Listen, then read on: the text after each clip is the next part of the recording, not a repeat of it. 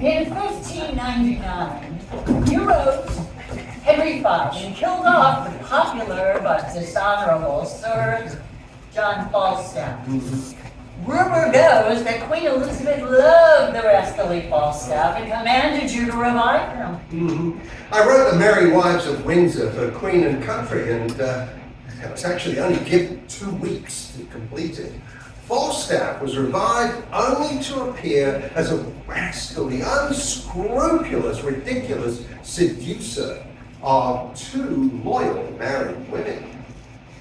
Mistress Page and Mistress Ford outwit Falstaff in a series of humorous misadventures. Methinks the townsfolk of Windsor represent and resemble certain unscrupulous personages from Stratford-on-Avon.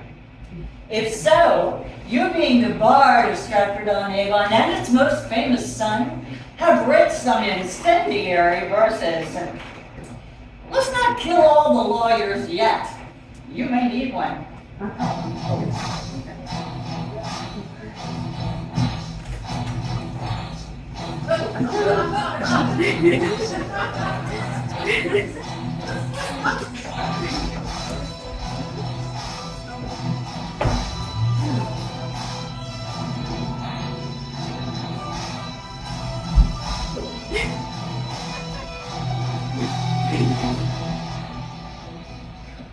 What is honor? What is honor? A word. What's in that word, honor? Air. Who had it? He that died on Wednesday. Does he feel it? No. Does he hear it? No. 'Tis insensible then. Yea, to the dead, who will not live with the living? No. Therefore, I'll none of it. Honor is a mere emblem, and so ends my catechism. I'm almost out of coin. There is no remedy. I must pony catch. I must shift. Which of you know Ford of this town? I know the man who is of substance good. I will tell you what I am about. 2 yards and more. No quips now. Indeed, I am in the waist, about 2 yards. But I am now about no waist. I'm about thrift. Briefly, I do mean to make love to Ford's wife. Oh, I spy entertainment in her. She discourses, she carves, she gives the leer of invitation. And I can construe the action of her style and the hardness of her voice to be English rightly as I am Sir John Falstaff's. Now, the report goes, she had all the roll of her husband's purse, and he had a legion of angels. I have written me here a letter to Mistress Ford, and another to Mistress Page, who even now gave me good eyes too. Oh, she did examine my parts with such judicious bouillards. Sometimes the beam of her view gilded my foot, sometimes my portly belly. And then to the sun on downhill shine.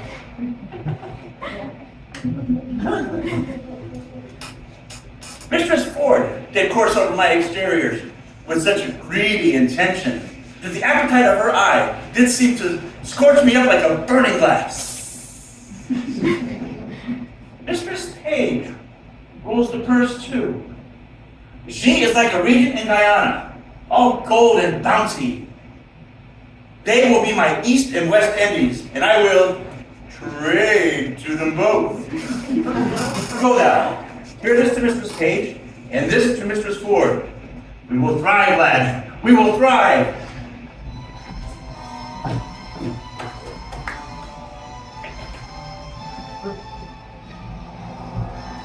Delivery.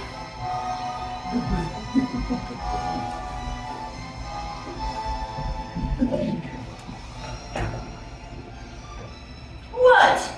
Have I escaped love letters in the holiday time of my beauty?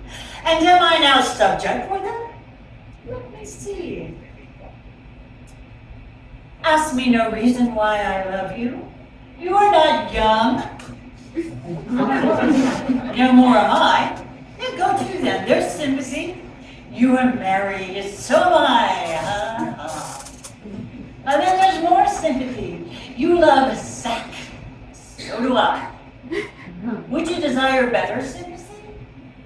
Let it suffice thee, Mistress Page, at the least, if the love of soldier can suffice, that I love thee. I will not say pity me, 'tis not a soldier-like phrase, but I say, love me. By me, thine own true knight by day or night or any kind of light with all his might for thee to fight John Falstaff. Oh, wicked world. One that is well nigh worn to pieces with age, to show himself a young gallant. What an unweighed behavior has this drunkard picked, that he dare in this manner essay me. Why, he had not been in my company thrice. What should I say to him? I was then frugal in my mirth. Heaven forgive me. Why, I shall exhibit a bill to the Parliament for the putting down of men. How shall I be revenged upon him? Because revenged I will be as sure as his guts are made of puddings. Oh, Mistress Page, trust me, I was going to your house. Oh, trust me, I was coming to you. You look very ill. Nay, I'll ne'er believe that. I have to show to the contrary. Well, faith, what you do in my mind. Well, I do then. But I say I could show you to the contrary. Oh, Mistress Page, give me some counsel. What is the matter, woman? Well, if I would but go to hell for an eternal moment or so, I could be knighted. What? Thou liest. Oh, Sir Alice Ford, these knights will attack. And so thou shouldst not alter the article of thy gentry. We burn daylight here. Read. Perceive how I might be knighted.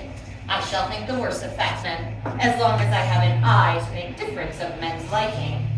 What tempest I drove, tossed this whale, with so many tons of oil in his belly. Ashore at Windsor? How shall I be revenged on him? I think the best way were to entertain him with hope, till the wicked fire of lust have melted him in his own grease. Did you ever hear the like? Letter for letter, but that the name Ford and Page differs. Oh, to thy great comfort, here is the twin brother to thy letter. But let thine inherit first, for I protest mine never will. I warrant he hath 1,000 of these letters, all writ with blank space for different names. Oh, sure more. And these are of the second edition. He will print them out of doubt, for he cares not what he puts into the press when he would put us to. Ew. Why, this is the very same, the very hand, the very word. What doth he think of us? Nay, I know not, but I'm about ready to wrangle with my own honesty.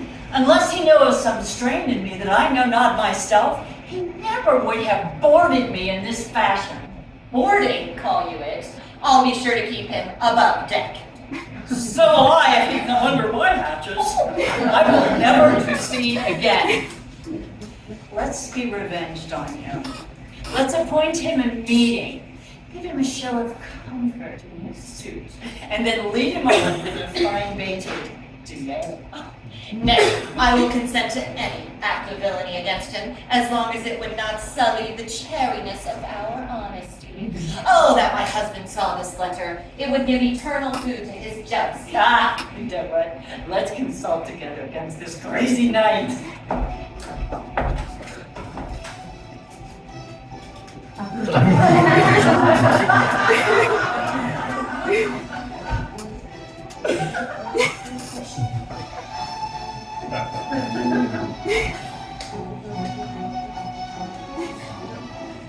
Sir John Falstaff, come in at his back door, Mr. Ford, and request your company. Mistress Page, remember you your cue. I warrant thee, if I do not act it, hiss me. Go to that.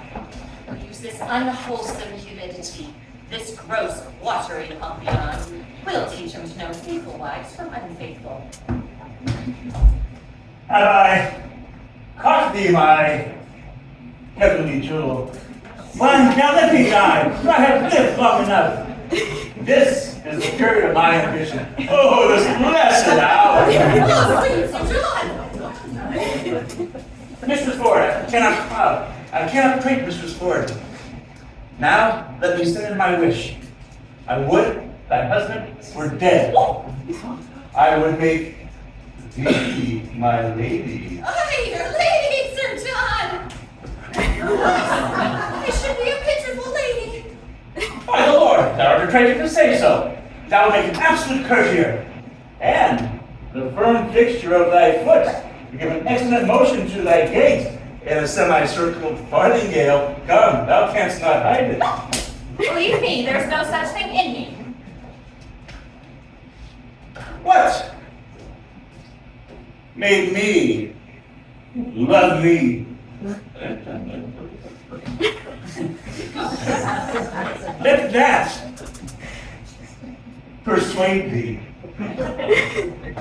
There's something extraordinary in thee. I love thee, and only thee, and thou deservest it. Do not betray me, sir! I fear you love Mistress Payne! Thou might as well say I look to walk by debtor's prison, which is as hateful to me as the reek of a lime kiln. Well, heaven knows how I love you, and you shall one day find it. Keep in that mind. I'll deserve it. Mrs. Farmer, there's Mrs. Payne at the door, sweating and blooming and looking well and would need to speak with you presently. She shall not see me, huh? I will escort myself behind her ass. Eris, I pray you do so. She's a very tattling woman. What's the matter? Oh, Mr. Ford, what have you done? You are shamed. You are overthrown. You're undone forever. What's the matter, good Mistress Page? Well a day, good Mistress Ford.